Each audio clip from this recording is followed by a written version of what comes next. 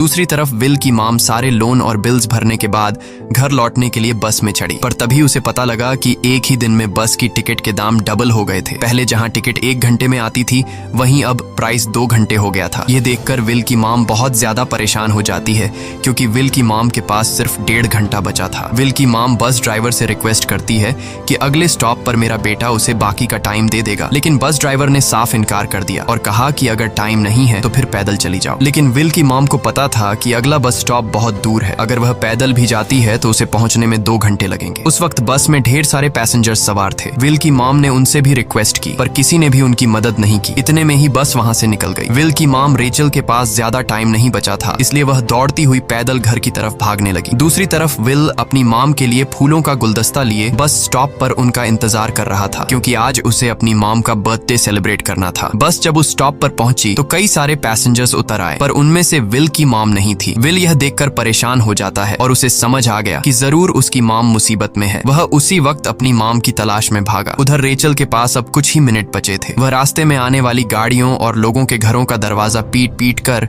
उनसे थोड़ा समय उधार मांग रही थी, लेकिन कोई भी उसकी मदद करने को तैयार नहीं था। इधर विल जब कुछ दूर गया तो उसे उसकी मॉम दौड़ती हुई नजर आ गई। अपनी मॉम को भागते हुए देख विल समझ गया कि उनके पास ज्यादा टाइम नहीं है। वह अपना हाथ आगे करके तेजी से उनकी तरफ दौड़ने लगा। उधर रेचल के पास अब सिर्फ 10 सेकंड्स ही रह गए थे। वह भी पूरी तेजी से विल की ओर भाग रही थी, लेकिन जैसे ही रेचल अपने बेटे विल के पास पहुंची उसका टाइम खत्म हो जाता है और वह मर जाती है। यह देखकर विल को बहुत दुख होता है क्योंकि उसने अपनी मॉम के लिए क्या कुछ नहीं सोचा था। वह चीख चीख कर रोने लगा।